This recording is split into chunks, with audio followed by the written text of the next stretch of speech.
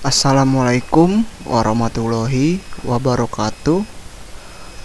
Yang terhormat kepada orang tua wali murid serta anak didik saya yang saya cintai. Oke, pada kali ini saya akan menjelaskan hasil survei ya. Survei yang waktu saya share 2 hari yang lalu mengenai cara belajar secara efektif ya, atau survei penunjang KBM ya. Nah, jadi seperti ini sudah saya rumuskan ya. Jadi setiap respon dari wali murid sudah saya simpan ke dalam bentuk template seperti ini. Nah, mungkin dari ibu atau bapak wali murid pernah melihat P1, P2, P3 dan selanjutnya. Nah, di sini hanya sebagian saja saya masukinya ya.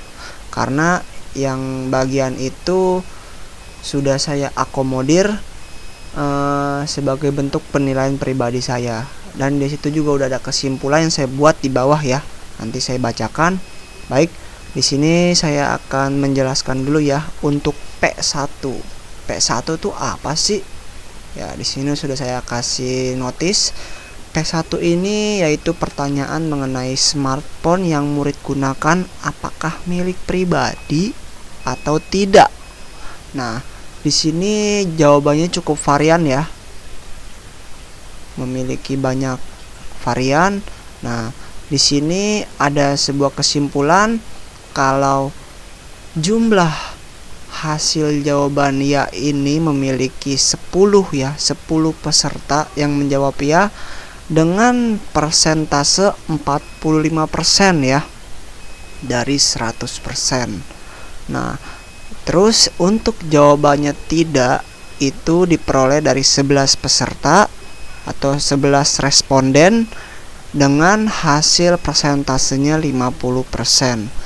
Jadi di sini saya menyimpulkan bahwa banyak HP murid yang bukan milik secara pribadi ya. Jadi HP murid ini banyak yang bukan milik secara pribadi, melainkan mayoritas yang saya lihat ini alasannya yaitu milik orang tuanya ya.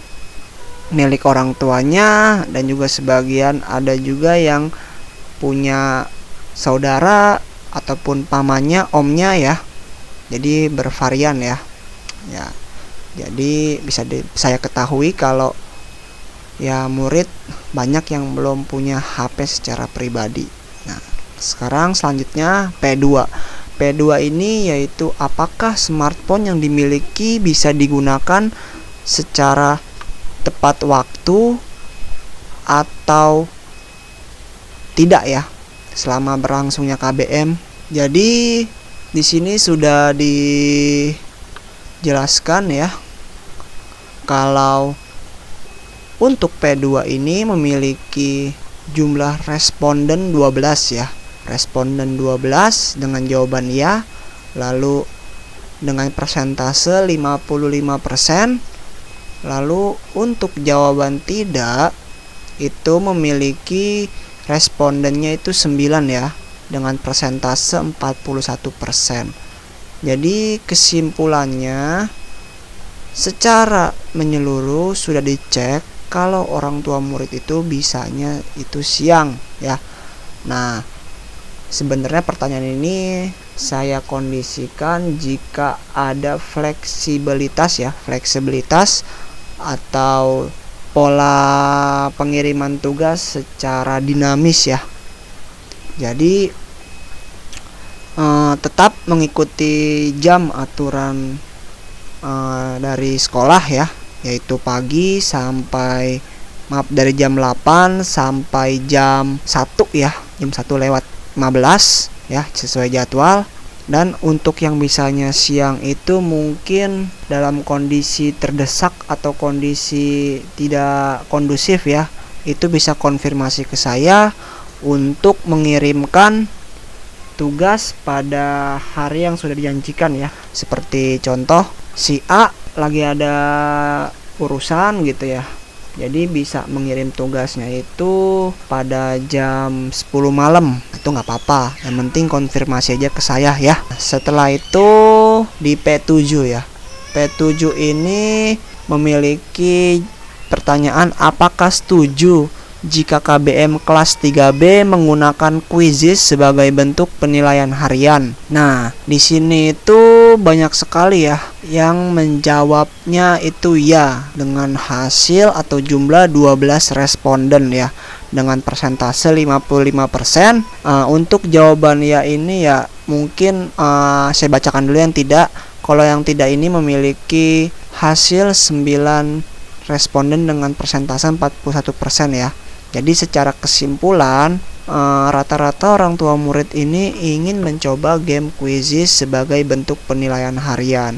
Nah, jadi untuk tindakan saya dalam survei ini, saya akan mengadakan quizzes ya dalam masa percobaan atau trial ya. Jadi saya ingin lihat apakah orang tua murid ataupun murid secara individu ya, apakah bisa menjalankannya dengan arahan yang sudah saya kasih ya.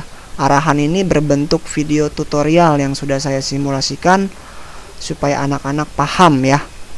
Tentu saya simulasikannya itu sesuai dengan HP saya. HP saya ini Vivo V5 ya, termasuk keluaran lama Vivo ya. Jadi sebandinglah dengan yang punya HP mungkin Oppo F9 itu pasti mendukung, asal pakai browser Google Chrome ya. Google Chrome ini karena sudah mendukung atau kompatibel dengan HTML5 ya. Karena quizzes ini menggunakan komponen dari HTML5. Oke, cukup penjelasannya. Jadi rata-ratanya ini saya akan mencoba ya dengan masa percobaan untuk ulangan harian anak menggunakan game quizzes. Saya jamin game quizzes ini jika anak-anak mengikuti akan lebih interaktif ya. Karena metodenya ini secara real time. Real time ini yang dimaksud seperti video call, minute by minute ya, intinya gitu ya. Untuk jawaban tidak setujunya ya, saya akan bacakan. Nah, untuk nama saya sensor ya, supaya tidak menjadi kesalahpahaman, dan juga nomornya sudah saya acak juga ya. Jadi nggak sesuai runut absen. Di sini banyak jawabannya itu seperti tidak setuju.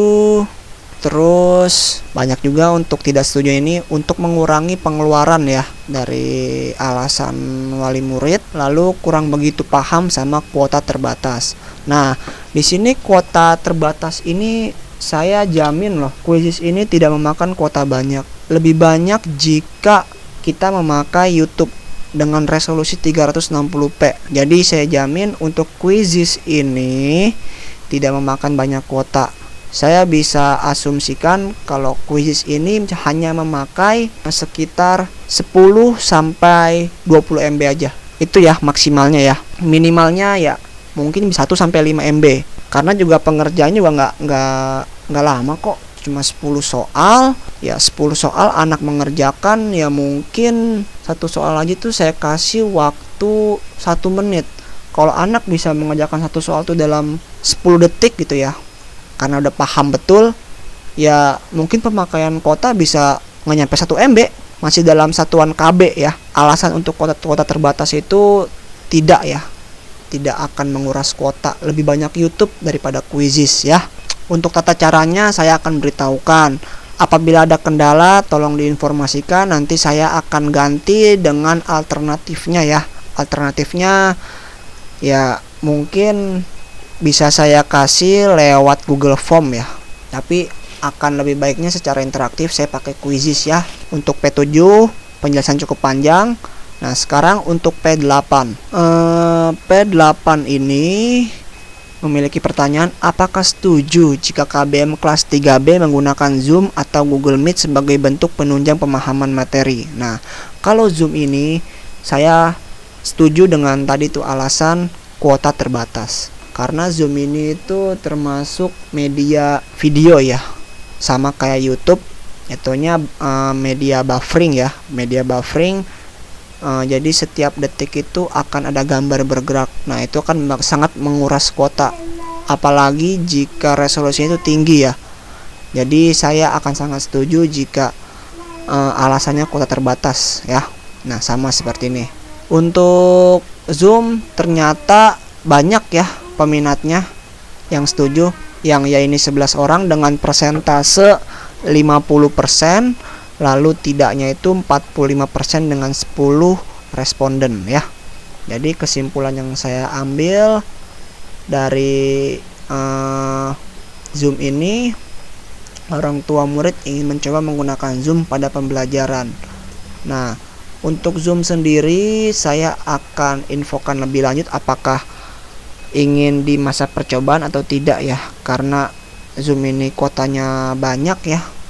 Jadi karena sesuai kondisi pandemi ini ya, mungkin punya kuota banyak, ada yang pakai kuota tertentu saja ya, mungkin WhatsApp doang, atau enggak pakai kuota reguler cuma 2 giga gitu ya.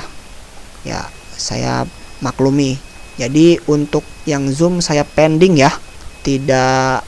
Belum ada keputusan yang jelas intinya. Karena kondisinya itu tidak memungkinkan untuk pandemi ini. Setelah itu, untuk P9, apakah setuju jika KBM kelas 3B menggunakan aplikasi pembelajaran online berbasis Android sebagai bentuk penunjang kegiatan pembelajaran anak? Nah, aplikasi Android ini tentunya memiliki spesifikasi yaitu dengan sistem operasi minimal Android 5 ya. Android 5 itu kalau nggak salah Lollipop. Jadi yang di bawahnya Lollipop tidak akan bisa memasang aplikasi tersebut. Aplikasi ini cuma 6 MB ya. Sudah saya buat, nanti saya akan demonstrasikan. Nah, kita lihat dulu hasilnya. Hasilnya ini memiliki jumlah 16 responden ya. Cukup banyak ya. Cukup banyak, 16 responden, 73%, dan hasil tidaknya itu 23%. Jadi peminatnya sangat banyak. Jadi secara kesimpulan yang bisa saya tegaskan untuk aplikasi Android ini yaitu saya tetap akan mendemonstrasikan aplikasi Android dengan fitur yang sekiranya cukup berguna untuk peserta didik ya. Karena fiturnya ini masih ada 4 ya dari yang saya sebutkan di Google Form, yaitu yang pertama tentang beranda. Beranda ini include-nya banyak ya. Bisa ngeliat absensi, nilai, simulasi nilai rapot ya, perkiraan nilai rapotnya berapa dengan ranking berapanya ada, terus nilai-nilai per mapel, nilai-nilai tadarus sama sholat duha, nilai hafalan juz amma ya. Mungkin ada yang belum saya sebutin karena saking banyaknya saya lupa. Lalu yang fitur kedua itu yaitu jadwal ya, jadwal KBM. Jadi jadwal KBM ini tidak hanya di WhatsApp ya, nggak cuma di WhatsApp doang, tapi ada di aplikasi. Tentunya di aplikasi ini tidak ketiban-tiban chat ya teman-teman yang lain ya, yang lagi setoran duha ataupun tadarusannya sama hasil setor tugasnya, jadi nggak ketiban-tiban. Jadi anak-anak bisa langsung lihat jadwalnya secara real time ya. Jadi sebelum Bapak ngasih atau sebelum saya ngasih jadwal, di situ pun juga ada jadwalnya. Jadi seperti itu. Lalu yang ketiga ini info. Info ini yang dimaksud itu adalah informasi terkait dengan KBM ya.